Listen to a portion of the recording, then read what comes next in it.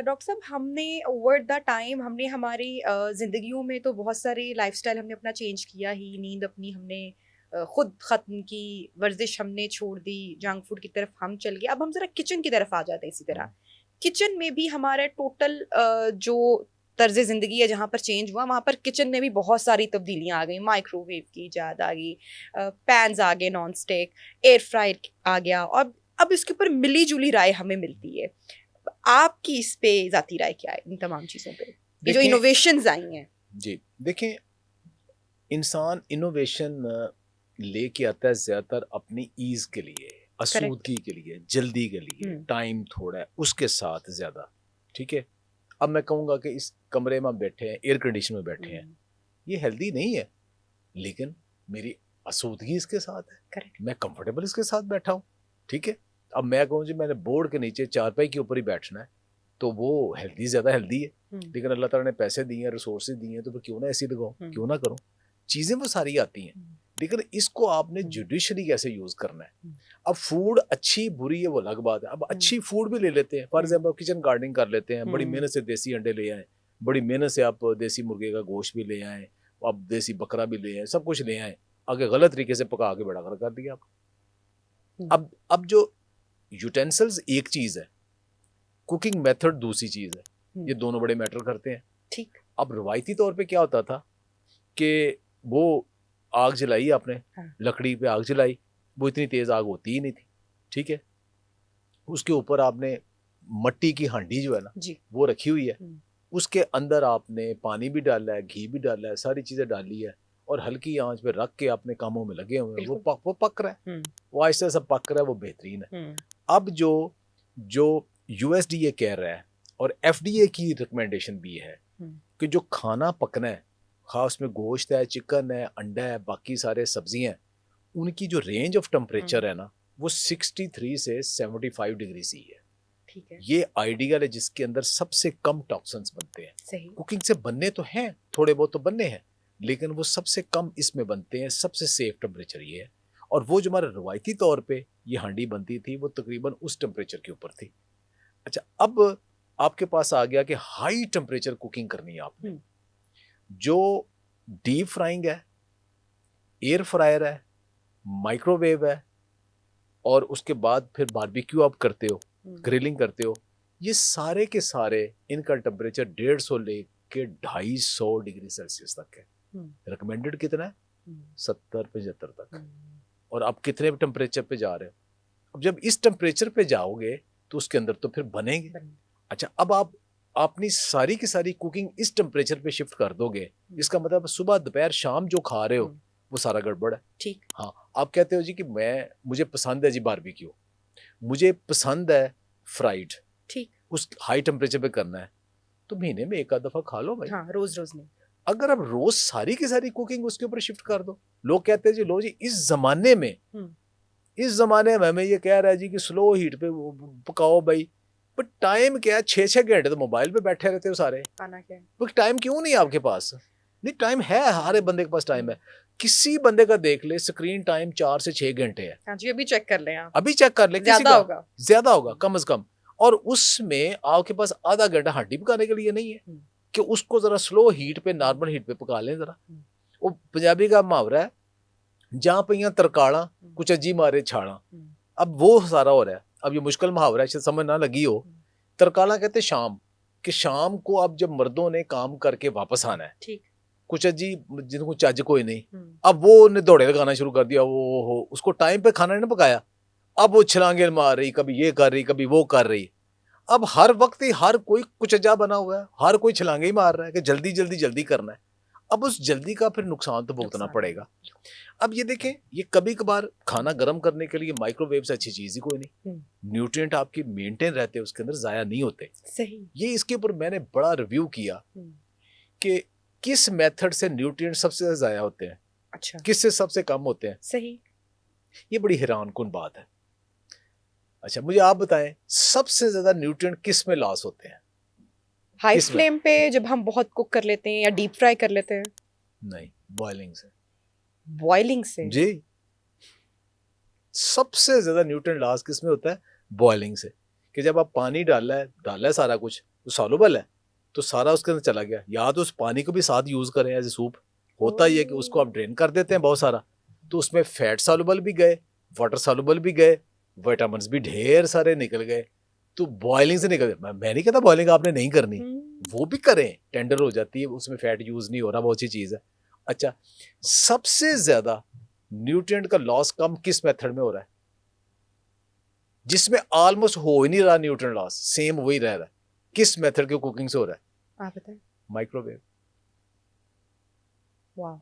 अब मैं लोगों को कहना जी इन्हें जी माइक्रोवेव कंपनी को पैसे लेने, मैं रिसर्च बेस बता रहा हूं ना भाई।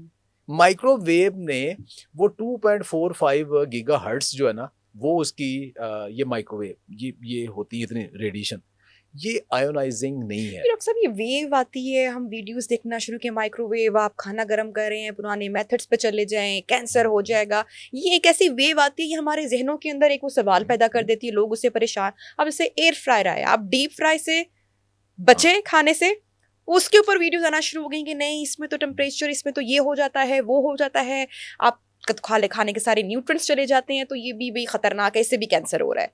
सो ये जो वेव्स आती हैं और इस तरह का कंटेंट आना शुरू हो जाता है। कैंसर तो बहुत बाद में आना है।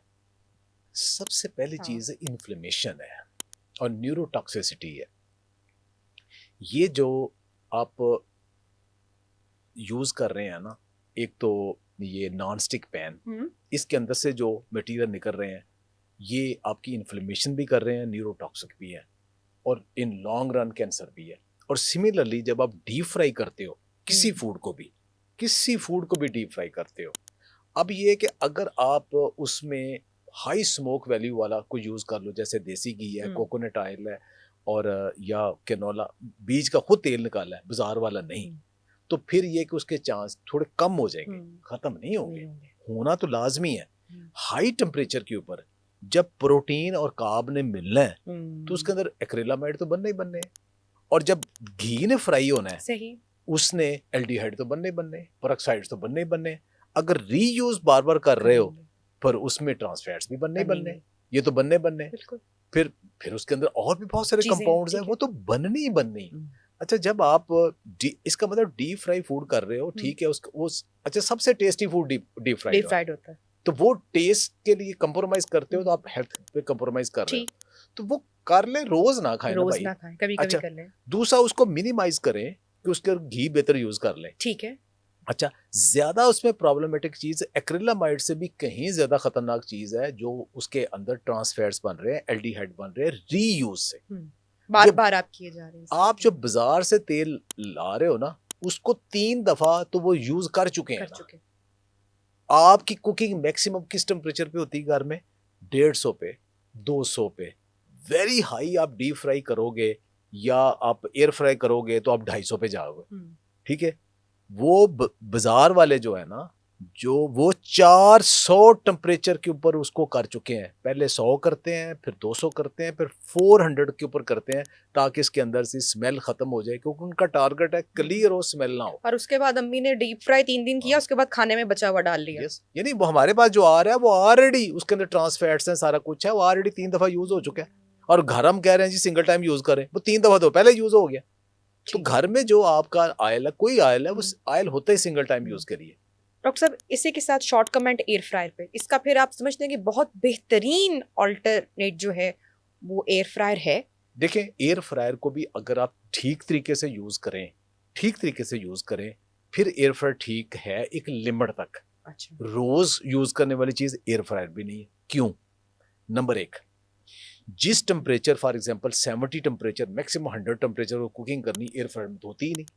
उसमें तो आमतौर पे 200-250 टेम्परेचर जाता है। हाई टेम्परेचर उस पे भी उतना ही जाता है जितना डीप फ्राई के ऊपर जाता है। ठीक है। हाँ, आप उसमें ऑयल बहुत कम यूज कर रहे हो, थोड़ा बहुत तो लगाना पड़ता है ना, कम यूज कर रहे हो, तो इसलिए जो ऑयल के साथ जो टॉक्सिन्स हैं वो नहीं पैदा होंगे या कम होंगे। ठीक है। दूसरा एक्रिलामाइड होता है, अगर तो आपने उसमें आलू, अगर आपने रोल्स, समोसियां या जिसके अंदर कार्ब्स हैं, उनके अंदर डीप फ्राई से भी ज्यादा एयर फ्रायर के अंदर एक्रिलामाइड बनते हैं। ये सब खाने के लिए तो एयर फ्रायर ले रहे हैं। यस। अगर आप चिकन के लिए करें तो ठीक है, तो बेहतर है। बेहतर है। बेहतर है। लेकिन जहां आपने आलू से करना है, स्टार्च से करना है, वो खतरनाक है।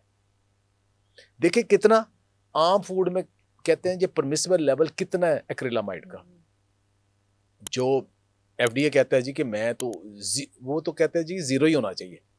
ये तो है ही न्यूरोटॉक्सिक है, इसका हम 1-2 लेवल भी नहीं कर सकते। लेकिन आप कुछ भी खाते हो ना, हर चीज में थोड़ा बहुत एक्रिलामाइड होता है, जिसम उसको एडजस्ट कर लेता है।